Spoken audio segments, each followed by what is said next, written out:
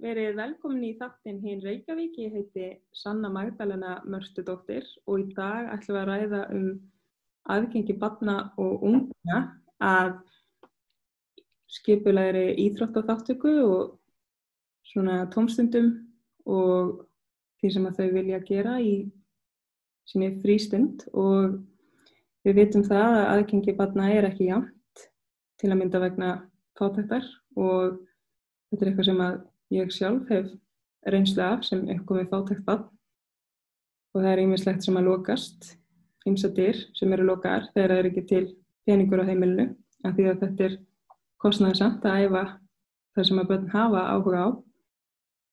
Ég man að ég vildi til dæmis æfa dans, það náttúrulega bara mjög fjarlægur draumur og algjörlega út úr myndinni að fara að skrá sig eitthvað námskeið sem að kostar kannski, 10, 15, 20.000 og auðvitað stillir maður væntingum í hóf þegar að maður veit að maður getur ekkert æft eitthvað sem að kosta slatta pening og pening sem ekki til staðar.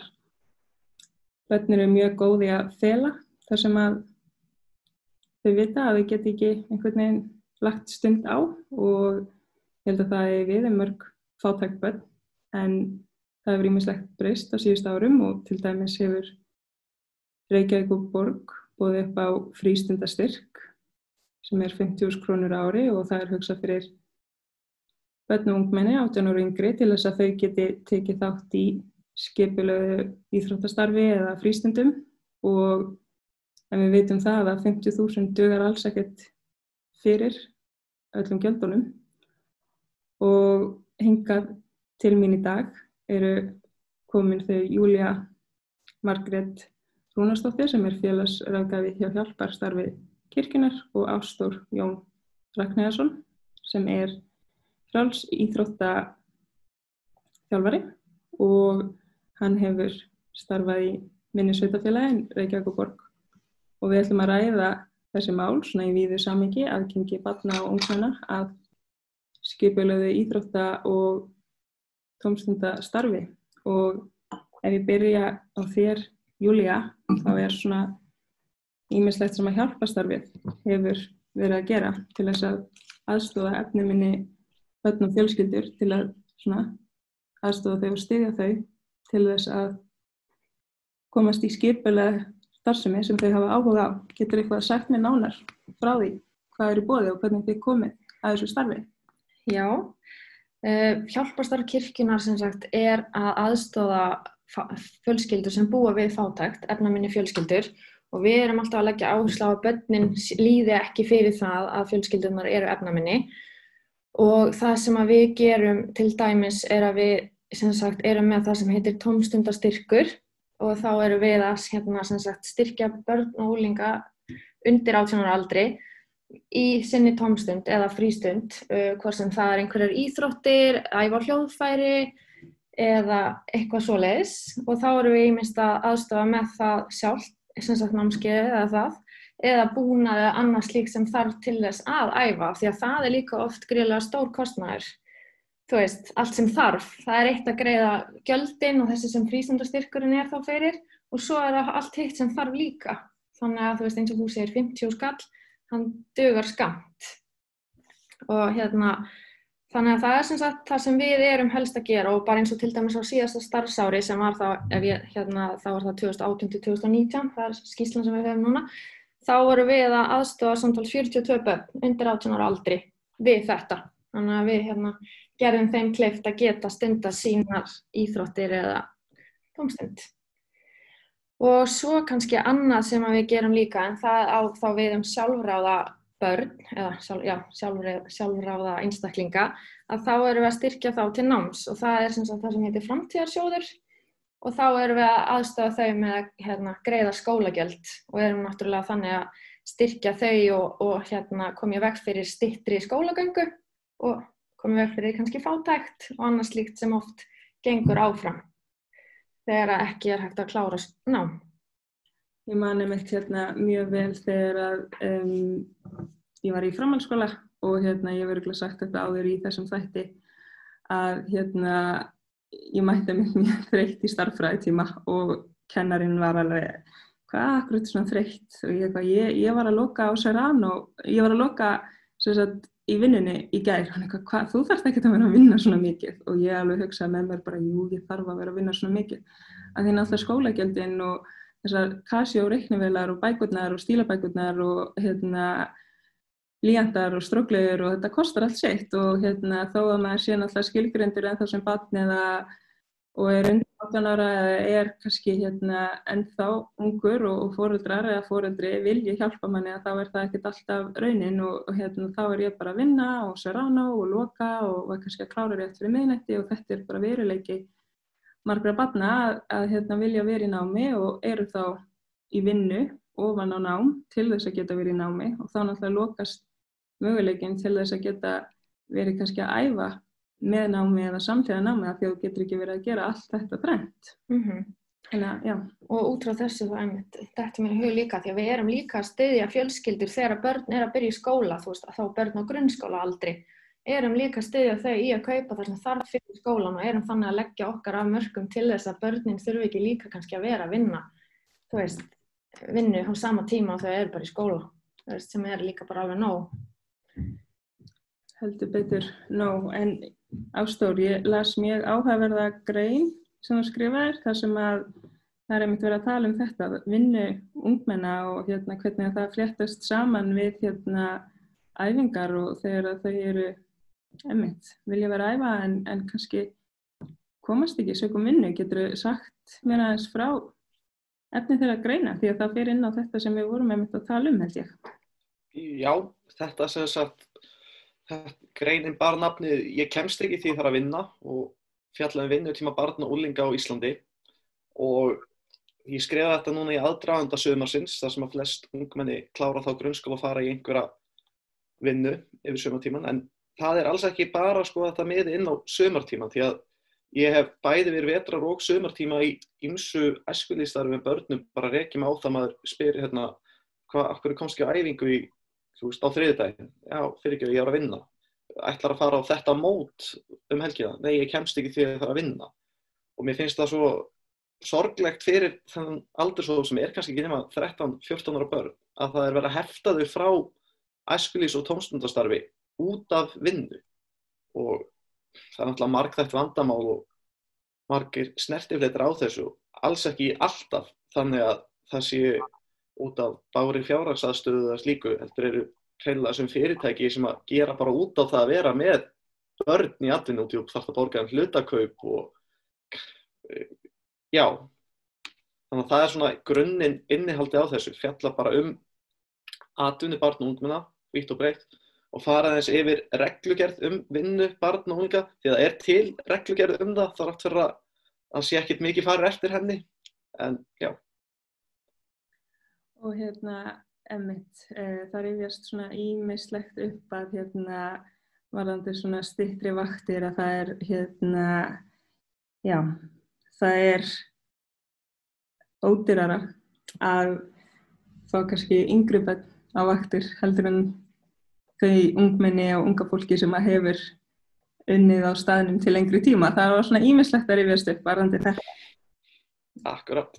En mér finnst aldrei skemmtilegt að við vorum að tala saman og við störfum bæði og höfum reynslu af sveitarstjórnarstiginu og það kom í ljós í samtalinu okkar daginn að það yngsti sveitarstjórnarfulltrúi sem hefur verið kosinn og hvernig, maður spyrja hvernig þú byrjar í stjórnmálaþátttöku, það aðeins svona samofið íþróttamálum í hverfinu það ekki? Jú, heldur betur. Ég sem sagt verð yngsti sveitarstjórnarfulltrúi í Mýrdalshreppi frá upphafi í október 2018, þá 19 ára gamall. Kosningarnar hafði verið þannig í maí árið 2018, nokkur mánuðum áður. En það í raun svolítið langur aðdragandi af því að ég fer að hafa ekkert áhuga á stjórnmálum og árið fer í framboð og eitthvað svoleiðis. Og ég hef oft sagt þess að sögu undirstaðan að minni stjórnmálaþátttöku byrjar í raun og veru þegar ég 15 ára gamall. En þá ég einmitt á fullu íþróttum bara og það fannst svona íþróttavöllurinn okkar ekki alveg í nógu góðu ásigkomulagi. Þannig að ég bara pantaði mér tíma hjá sveitarstjórnum okkar. Það vel hægt í minni sveitarfélögum, þú bara labbar inn á skrifstofu og talar við hæstráðanda. og bara varpa fram spurningu hvort að ég gera eitthvað fyrir íþróttavöllin okkar.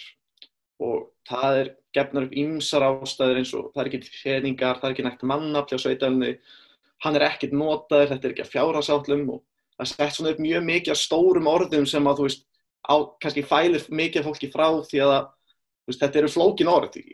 En ég var búinn að lesa til aðeins, að grugga í fjárhagsáætlanir, var búinn að fara yfir rekstraryfirlit og svona og gat svara bara, já, þið eru með pening fyrir þessu, það heldur ekki vatni, það alveg næg notkun á þessu, þið skiljið tekjuafgangi og þú veist, í raun bara svolítið gat komið rögg fyrir af hverju þetta ætti að gerast, en það féll eitthvað illa í kramið á mannir sem vel sjóar í pólitík að það kemur þarna 15 ára strákur að reyna að hafa eitthvað að segja og fljótt fór hann að hækka róminn og fór að falla fúkirð og ég skammast mig ekki fyrir að ég fór grátandi út af þessum fundi, en eftir það eiginlega bara var ég svolítið staðræðandi mér langaði að laga þetta og þá fór maður alltaf að kynna sér þetta betur og þá bara kom í ljós að sveitarfélag var bara almennt að standa sig mjög illa í öllum íþrótta, tómstunda, æskulýðsmálum. Rekstrarstyrkir til æskulýðsfélaga voru bara skammarlega litlir, það engir frístundastyrkir til staðar. Það hafa verið tímapunktar þar sem var ekki einu sinni rekin félagsmiðstöð í sveitarfélaginu sem þú veist, akkurat þetta batteri sem þú vilt fá ungmenni í sem að geta ekki sótt neina aðra þjónustu. Svo vindur þetta bara upp á sig, svo þegar maður að kynna sér annan málaflokk og annan en það svona í grunninn ástæða sem ég byrjaði í pólitík. Vel gert. Takk fyrir.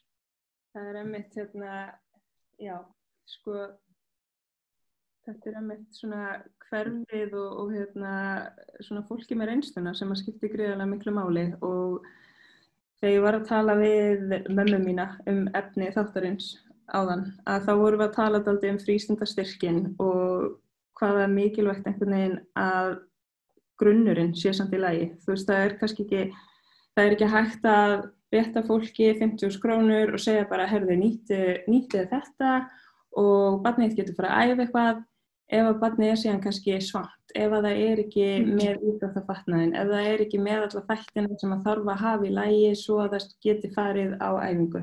Og ég veit til dæmis að hjálparstarf kirkjunnar hefur verið að veita styrki einmitt bara til þess að hjálpa fjölskyldum bara að geta fengið sér mat. Já, við gerum það. Við erum semst að aðstoða fjölskyldur með matarkaup í formi bónuskorta og þá það þannig að til okkar leita einstaklingar og fjölskyldur eins og ég sagði áðan, þá erum við fyrst og fremst að aðstoða barnafjölskyldur af því að með velferð barna í huga en vissulega aðstoðum við líka aðra og þá kemur fólk til okkar og við förum bara yfir málin, innkoma og útgjöld og svona förum yfir hvert mál fyrir sig og svo ef fólk á rétt á þá aðstofum við með bónuskort þannig að þá getur fólki farið sjálft út í búð og keypt sér þann mat sem það langar í og auðvitað algjör undirstaða til þess að vera að æfa íþróttir og maður veit það bara sjálfur, það ekki hægt að fara bara stökk og hreyfa sig ef maður ekki búin að fá sér að borða. Þú veist, þetta helst rosalega mikið í hendur. Þannig að við reynum að styðja með það líka auðvitað.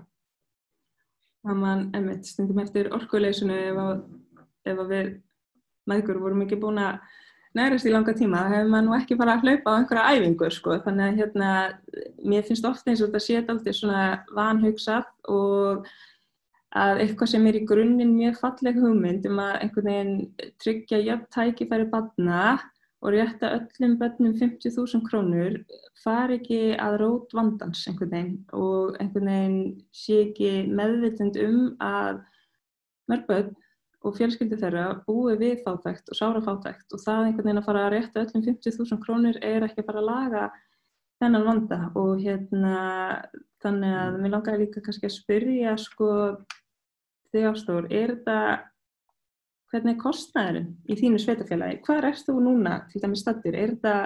Þú ert kannski ekki alveg inni í málunum í Reykjavíkurborg en þetta jafn svona hár kostnaður við að æfa og með það sem þú býr núna? Þetta náttúrulega mjög misjafnt eftir íþróttagreinum og skiljanlegt að það sé kostnaður á bak við það til dæmis að halda upp í mannvirkjum og það eru þjálfarar og þetta náttúrulega mikill kostnaður á bak við þetta en ég hef verið að skoða til dæmis að þú ert kannski með nokkuð börn og þau öll hafa áhuga á nokkrum greinum, þá þetta orðið bara mjög mikill kostnaður sem að fjölskyldur hafa ekkert endilega tök á því að greiða. Sko, mér langar bara að byrja að koma inn á því að voru að ræða þetta, réttan 50.000 skall, en það greitt annað sem að fylgir heldur en bara eiginlega æfingu. Þú þarft að borða, þú þarft að vera með klæðnað og slíkt og bara hugsa ég núna, bara forréttindastaðan sem maður býr við, maður ofta að segja bara, já, komiði, verið dul að borða áður í koma æfingu. En maður fattar bara ekki, það bara ekki raunveruleiki fyrir alla að það sé hreinlega hægt. Þannig að bara gríðarlega þarft að koma þessu fram, Þetta ekki raunveruleiki sem allir búa við. En já, það eins og þú segir, gríðarlega mikill kostnaður sem helst í íþróttastarfi almennt og sveitarfélögin eru eins mismunandi og þau eru mörg. Og þetta svolítið erfið spurning, svona margþætt, mismunandi eftir íþróttagreinum, en í mínu búsetu sveitarfélagi, þar eru aðeins dýrar íþróttagreinar sem kosta kannski 100.000 krónur á ára að æfa eins og 5 leikar. En það samt sem að það þykir ódýrt í samanburði við höfuðborgarsvæðið þar sem þetta oft 200.000 krónur og meira. Þú getur líka komist niður í íþróttagreinar sem að eru bara 20.000–25.000 krónur á ári. Og eflaust einhverju hérna sem hlusta og bara sjá hvað grasið grænt, flott og fallegt að bjóða upp á þetta fyrir 25.000 krónur, en það líka dökk hlið á þessu minni sveitarfélögum sérstaklega sem eru með lág æfingagjöld hjá íþróttafélögum. Það líka smá dökk hlið á þessu, það engir frístundastyrkir í boði þar. Rekstrarstyrkir til félagana oft skammarlega litlir og þetta gerir það að verkum að rekstrarumhverfi íþróttafélagana verður oft hálfdapurt. Þú ert með starfsmenn í þessu og þeir þurfa oft að sætta sig við það að vera undir borgaðir eða þannig, og þú ert í raun búin að búa til þarna svolítið svona kúluðu umhverfi sem að hún gengur en gengur samt ekki. Þannig að það margir snertifleiðir á þessu, en klárlega talsvert ódýrara út á landsbyggðinni að æfa. En hvernig, ef ég spyr þig, Júlía, þetta þá, núna kannski þið ekki með endilega greiningu á þessu, en þetta þá styrkir þá til barna og ungmenna sem eru kannski að finna hvað það sem þið vilja æfa, eða þið að sjá að það hafi kannski komið út úr þessu þá eitthvað svona konkrétt og þarna séu börn bara já, ég vil æfa þetta og eru til dæmis kannski að koma einhverja svona afreks íþróttafólk úr þessu, eða að koma, það kannski meira spurning sem að Ástór getur svarað, ég veit ekki, en þetta svona kannski misjafnt, að því að börn sem að búa við fátækt og skort, þau eru kannski ekki einmitt í íþróttum til þess einhvern veginn að keppa og bæta tíma sinn, þau eru kannski meira að prófa sig áfram, nú veit ég það ekki alveg. Já, þetta bara bæði, við höfum verið að já, ég búin að vera að vinna hjá hjálparstarfi núna í 4 mánuði, þannig að það sem ég man eða veit af, núna, og það sem sagt bara að í gegnum tíðina þá höfum við bæði verið náttúrulega bara að styrkja börn sem að langar að fara að prófa núna að æfa fótbolta eða og það vantar kannski fótboltabúning eða það vantar fótboltaskó eða eitthvað svoleiðis til þess að þarf maður ekki þennan búna líka til þess að mega keppa og svoleiðis og vera í búningum og svoleiðis og líka bara langar að æfa hljóðfæri, það alls konar, en svo höfum við líka verið að styrkja börn sem eru þá kannski komin lengra og eru, já, myndi kannski bara flokkast undir afreks, já. Eru þá að halda áfram? Já, eru að halda áfram, og eru bara komin þokkalega langt. Þannig að við höfum bara gert bæði, já. En hvernig, Ástór, hvernig sér þú svona landslagið, eru styrkir hér á landi meira kannski að fara til þeirra sem eru komin lengra og minna því þeirra sem vilja bara einhvern veginn svona vera í íþróttum og eru kannski ekkert endilega í þessu upp á keppnis en eru meira upp á þessu bara upp á svona til að hafa gaman, eða þetta bara jafn slæmt báðu megin, eða þetta misjafnt, hvernig sér þú þetta? Já, er þetta meira að þjóna þörfum afreksmennskunnar eða meira bara, já, þetta leiðilegt svar en ég þyrfti eiginlega bara að segja hvorugt. Það hvorki verið að hugsa meira börnin sem í þessa ánægju eða afreksmennina. Eins og við erum búin að koma að æfingagjöld eru í mörgum tilfellum gríðarlega há fyrir yngri flokka, sérstaklega yngri börn og svona, og maður hefur heyrt bara innan íþróttafélag þá oft litið á þessa yngri flokka sem svona mjólkurkú eða þannig, það aðeins ofrukkað æfingagjöldin þar til þess að standa undir gríðarlegum kostnaði annars staðar. En svo kemur aftur á móti, þú veist, á hinn með afreksmennina. Það sífellt þrengdur kostur þeirra til þess að æfa vegna, þú veist, bara vegna mannvirkja sem annarkvort vanhirt eða það eru byggð einhver íþróttamannvirki, það sífellt farið það að finna tekjumöguleika, leigja þau út, nota í eitthvað annað en upprunalega tilganginn. Og svo hafi verið hellings í fjölmiðlum bara bága fjárhagsaðstöðu afreksmanna sem oft á tíma að æfa, þú veist, 20 klukkutíma á viku en þurfa samt að hafa ísu á. Leiðilega svarið bara hvorugt. Ég veit ekki alveg hverjum þetta á að vera að þjóna. Nei, ég skil þig.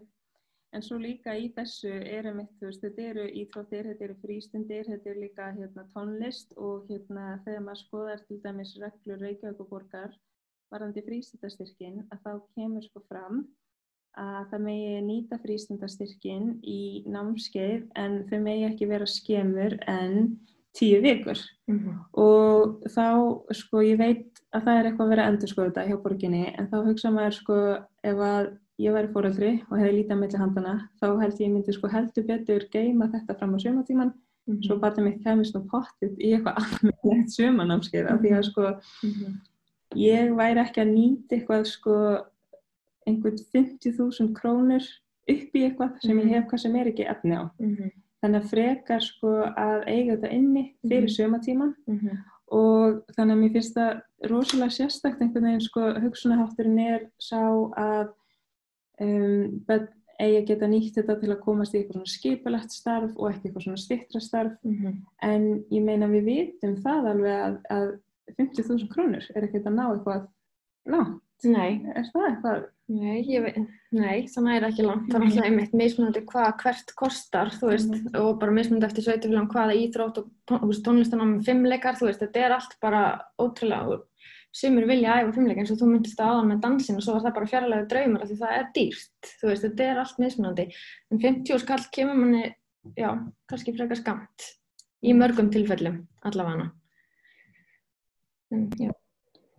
En þið hafi líka verið hjá Hjálparstofnuninni með svona sumar, eitthvað svona sumarverkefni, var það ekki? Já, það svona kannski ekki alveg, þú veist, há þessu, en við höfum alltaf, þú veist, að því að við erum að styðja ungmenni líka bara til þess að þau þurfi ekki einhvern veginn að líða fyrir það, eins og ég sagði það áðan, líða fyrir það að fjölskyldunar eru efnaminni, þannig að við reynum að koma til móts eins og við getum við það og þá eitt af því til dæmis að við höfum verið að bjóða upp á svona sumarbúðir á Úlfarsvatni og við erum að gera það í samvinnu við Hjálpræðisherinn og þá höfum við farið í 4 daga og fórum sem sagt í júní og þá voru það cirka 11 fjölskyldur sem að fóru og þetta voru næstu í 50 manns, þú veist, mörg börn og þá erum við á Úlfarsvatni og það bara skipuleg dagskrá, það fari í bátsferðir, þú veist, það gert allt þetta sem gert í sumarbúðum.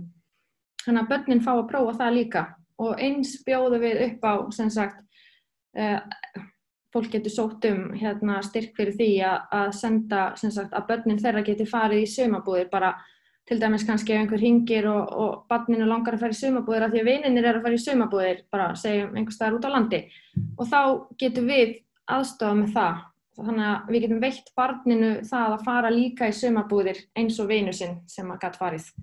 Þannig að það svona, við gerum þetta. Frábært.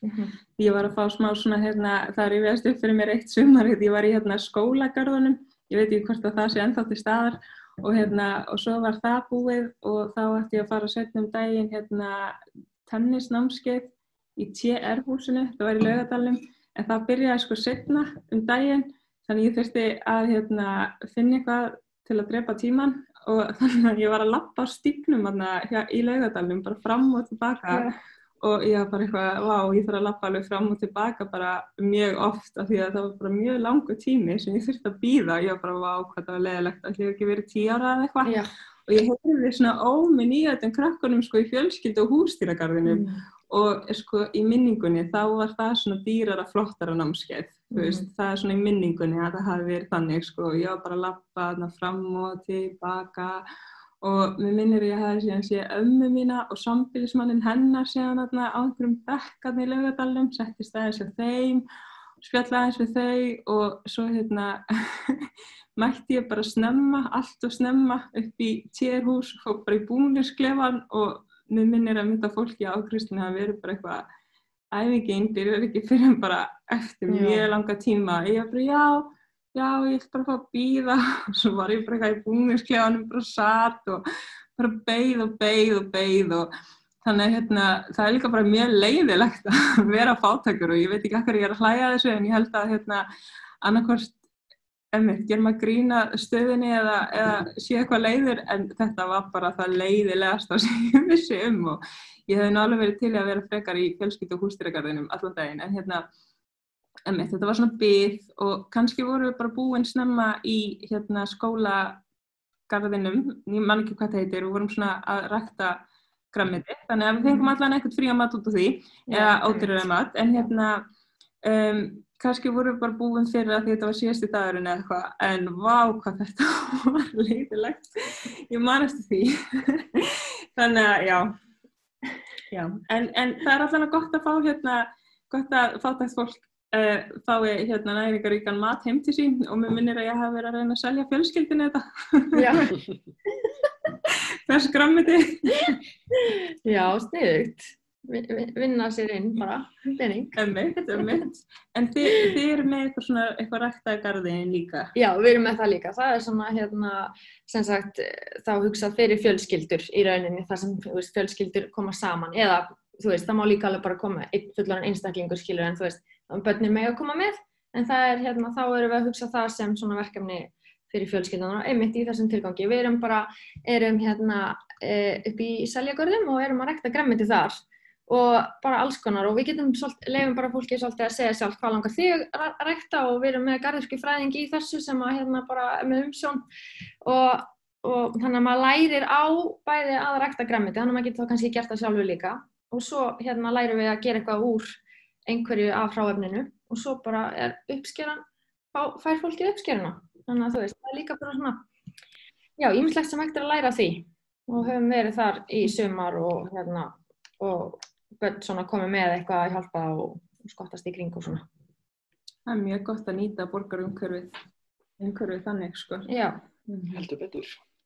En hvað svona, ef ég kem kannski inn á svona loka umræðupunktinn, hvað þurfum við að gera til að bæta umhverfið? Og þetta, þegar stórt spurt, þetta er kannski spurning sem við förum bara með inn í helgina og inn í næstu vikur og inn í sumarið, en hvað og þetta er mitt þáttur sem að ég hef ekki nefnt í þessu samhengi og það skarast sannilega uppruni og þegar við skoðum til dæmis nýtingu frístundastyrksins í Reykjavíkurborg þá er minnsta nýtingin í hverfi 111 og líka í einhverju lágartölur í einhverju öðru hverfi sem man ekki alveg núna hvar var og við vitum að einstaklingar með erlendan bakgrunn að það er hærra hlutfall þar í hverfi 111 Efra Breiðholti heldur en víðast hvar í öðrum borgarhlutum og þannig að ég held að spili vissulega saman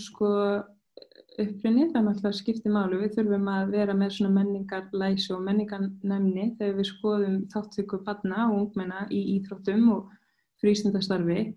En ég held við þurfum líka að vera meðvituð hvernig uppruni og stétt skarast og spila saman. Af því það er oft sem að þetta tvennt þarf að skoða saman út frá tekjum og stéttastöðu og hvar einstaklingar til dæmis starfa út frá til dæmis hvort að menntun sé metin eða hvort að einstaklingar með erlendum bakgrunn sé kannski verkafólk í láglaunastörfum eða alls konar svona þættir sem þarf að skoða sem hafa áhrif á tekjuhliðina og þá hvar börn æfa eða hvort þeir hafi efni á því að æfa og alls konar eins og fjárhagsaðstoð til framfærslu er til dæmis, ég held að hún hafi verið hæðist í Breiðholti, Efra Breiðholti á síðasta ári með við önnur hverfi í borginni og það er náttúrulega mjög lág upphæð og það er náttúrulega spilar inn í hvort þá hafi efni á því að vera að greiða æfingagjöld fyrir börnin til þess að æfa það sem þau hafa áhuga á.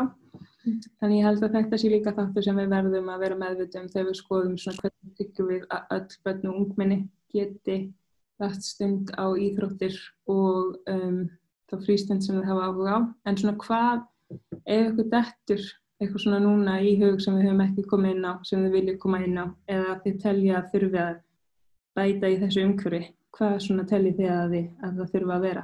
Ef ég byrja kannski að þér, Ástþór. Já, bara úr því þú komst inn á þarna börn af öðrum uppruna svona, og ég hef bara sagt að í mínu starfi það bara vantar rosalega mikið. Þessi börn af erlendum uppruna, við vitum að þau eru til, þau eru þarna, bara tölur íbúafjöldum okkar sína að það eru til, en það vantar þau í starfið.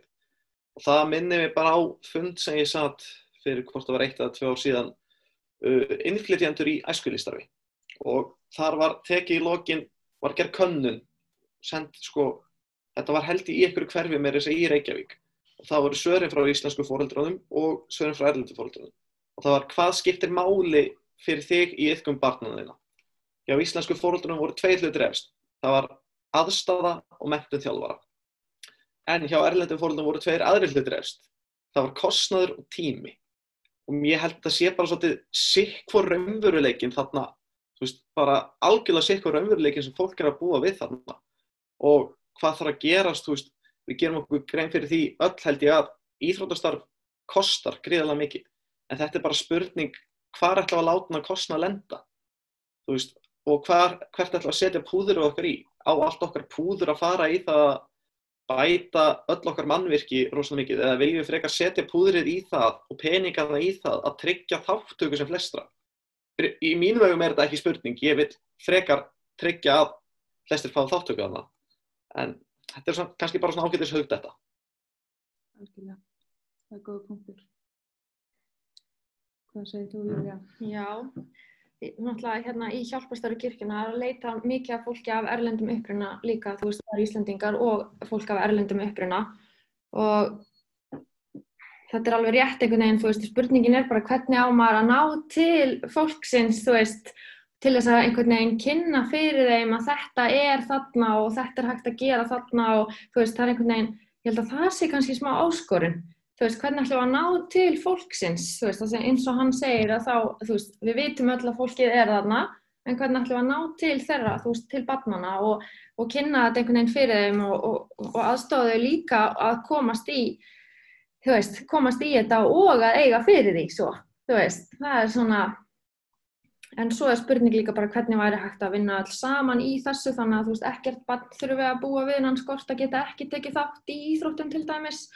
Ég veit ekki, þekkir þú það, það í einhverjum tilfellum að íþróttafélög fella niður gjöld barna, já? Já, það hefur verið allavega hjá þeim félögum sem starfa þá hefur það oft verið bara ef það bágar heimilisaðstæður eða eitthvað svoleiðis, þá tekið tillit til þess og fólk almennt mjög líbó á það, en að fara og biðja að segja það eru bágar aðstæður heima, þetta ekki auðvelt. Það nefnilega, já, það nákvæmlega þannig, það ekkert stokkið af því bara að ganga í máli, og oft náttúrulega kemur fólk til okkar og fær aðstofan einhvern veginn án þess að þurfa kannski að fara, sjálft og á staðinn í íþróttafélagið og einhvern veginn, þannig að kemur til okkar og við getum einhvern veginn aðstofa með þetta kannski sem þú ert að segja. Og svo hef ég líka heyrt til dæmis að íþróttafélög hafa komið til móts með að við minnir greiða fyrir kannski fótboltaskó eða handboltaskó eða eitthvað svona til þess að reyna að koma til móts. Þannig að einhvern veginn ef allir gætu, ég veit það ekki, bara unnið saman í þessu, en það bara oft meira að segja það. Það heldur betur meira en að segja það og þetta samtal sem við þurfum að halda áfram með. En ég þakka ykkur kærlega fyrir, Ástþór og Júlía, og þetta Hin Reykjavík í dag, þar sem við ræddum aðgengi barna og ungmenna að skipulagðu íþróttastarfsemi og frístundastarfsemi. Ég þakka ykkur fyrir áhorfið. Bless, bless.